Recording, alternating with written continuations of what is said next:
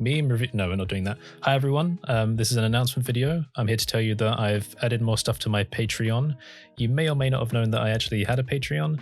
I've had it for a long time, but I always just used it as a donation platform. There was always just a $1 tier, and I never made any promises. And there's a whole host of reasons for that, which we'll get into later. But I'm going to tell you firstly about what you can now get on the Patreon. So just to quickly break it down, I've added 3 new tiers, making 4 in total. The $1 tier gets you access to private posts and a special Discord role. The $5 tier will get you all of that, plus access to exclusive resources. So these will be similar to the things I've shared on the channel before on Gumroad. The $10 tier will get you all of that, plus my personal art files. So this will be for experiments and completed projects going forward. So these will be the kinds of heavy files that I don't usually share with people. So if you want some deeper insights into how I actually work, then this might be interesting for you. Then the last tier, called Techno Philanthropist, is $25. That will get you access to all of that stuff, plus a 90% discount on any future paid products. As well as that, after 3 months of support, you will also get an exclusive mug with my logo on it that's fulfilled by Patreon. So if you're interested in helping to support both myself and this channel, as well as all the other projects I do, like the add-ons and tools, BuyGen, EasyBPY, the generators, and my own personal artwork, then feel free to sign up. Okay, so now the marketing spiel is out the way, we're going to get a bit more serious and talk about why the Patreon is now being evolved into what it is now. So if you think you'll find this boring, feel free to leave now. Evie, you might not want to listen to this, and I'm going to put my glasses on just to look a bit smarter than I really am. Right, so a content creator's #1 enemy online is time investment. As you may well know, if you've been following this channel for the last couple of years, I make a lot of free resources for the community. Free resources, tools, videos, and all sorts of stuff.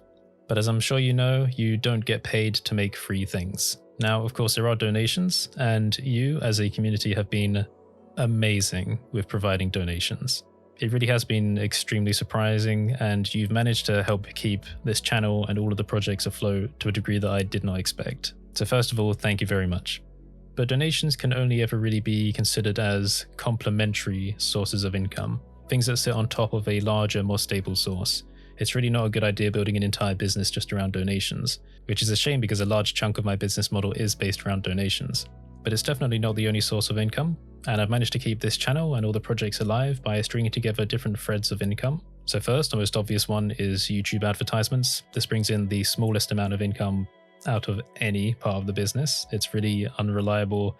It's really terrible. Just to put it into perspective, on YouTube, I make every month about enough for maybe 1.5 days of work. So on the side of YouTube, there's Gumroad, where of course there's the resource and tool sales, as well as donations. Most of the donations I get come through Gumroad.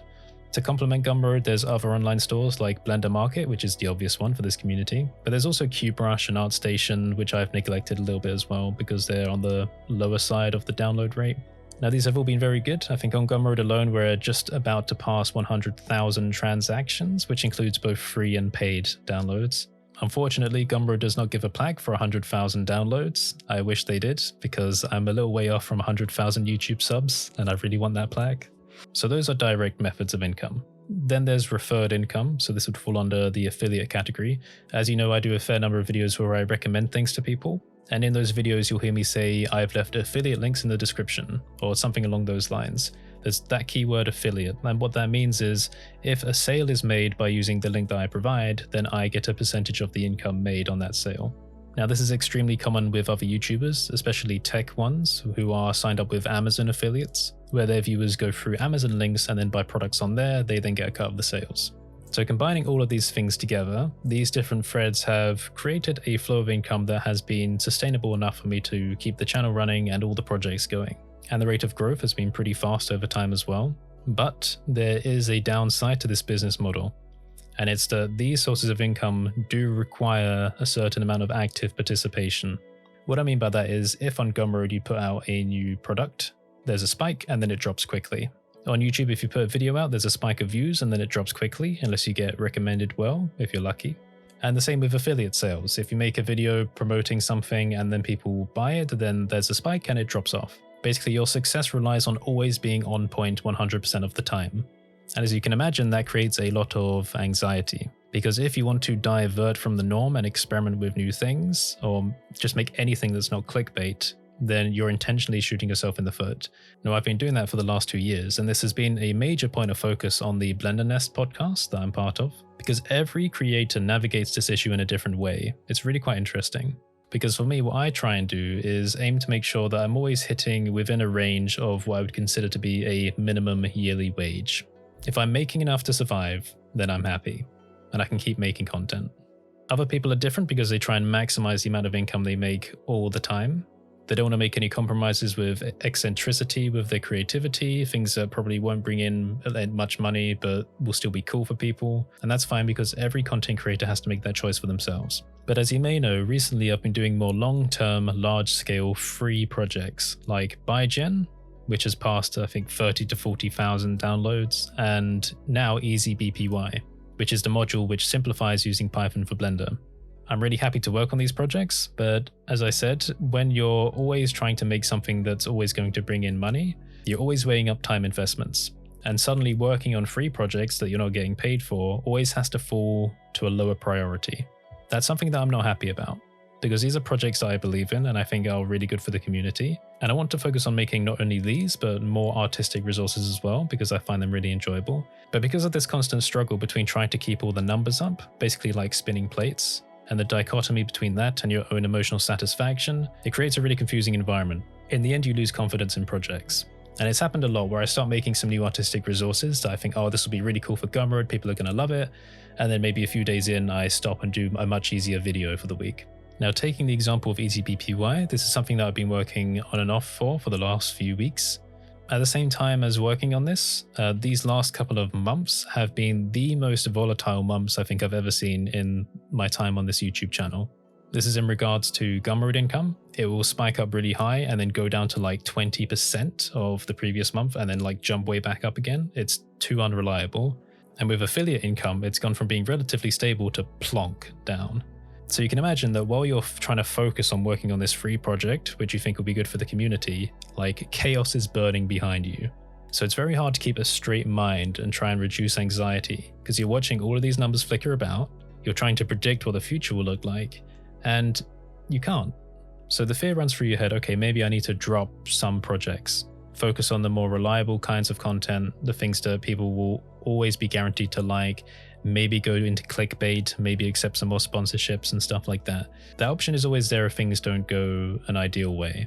But my ideal is, of course, just being able to wake up, not worry about the income, just have at least just a minimum wage and produce all of these things. Now, thanks to all of you, I have been hitting that level for most of the past year. But given the recent volatility, the fear that I would have from overpromising on Patreon is now dwarfed by my fear of a lack of sustainability for the future. As a result of that, I need to add a new thread of income into this business model, one that is slightly more consistent than the rest. And I'm hoping that that will become Patreon. Basically, if you imagine a chart with all different colored lines of all the different income sources jumping about, flittering about, and just having one that's just consistently going forward, if you then take an average of all of those values, then it will look more consistent. And hopefully I'm thinking that will reduce anxiety, give me more breathing space to work on larger projects, things that will be cooler for the community, things that people will enjoy playing with, things that have more longevity, things that are overall more impressive, and things that I am proud to work on. Now, as for the reasons for the volatility, well, I can give a few that come from me, but then there's some external factors. So first of all, I haven't been putting as much stuff on Gumroad. It's a bit of a self-fulfilling prophecy because you're worried about time investment, so you don't want to make things for Gumroad in case they're not good investments of time. And then because you don't, then the Gumroad starts slowing down. So that's on me. But then there are other factors. For example, I've been receiving reports that people aren't getting notifications when I put new videos out. Even my dad, who watches every single one of my videos, is no longer getting notifications. So that's a bit of a shame. Having the extra, hopefully more stable income from Patreon will help me to make more resource packages, so more artwork, and also to keep the larger scale free projects alive. For me, I'm imagining that because those larger projects are free, then the Patreon income will act as my wage for those projects. Also, in the past week while I've been preparing this video, I've been putting more things on the Patreon in advance, and I found it really enjoyable. Like, I have a proper motivation to actually put tons of resources on there now, and I think this would be a good excuse for me to start making more artwork again. Because I noticed that after starting this channel, the amount of artwork that I made overall dropped dramatically. Now that's again something I don't want because I love making artwork. And artwork itself is content. I can turn that into YouTube videos of any kind and resources. So I'm hoping that Patreon gives me another excuse to keep making more artwork.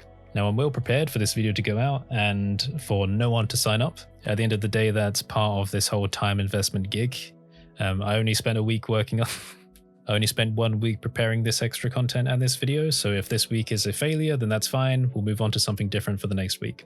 But if you're even slightly curious in seeing where this could go, then please sign up and I will do my best to make it worth your time. So with that being said, I think I've rambled on for a bit too long. So yes, if you found this video interesting, then leave a like. Maybe turn the bell notification on to all because it seems personalized doesn't really work anymore. Leave a comment and sign up for the Patreon. So I'm going to get back to making some cool content. You have a lovely day, stay safe, and I'll see you next time.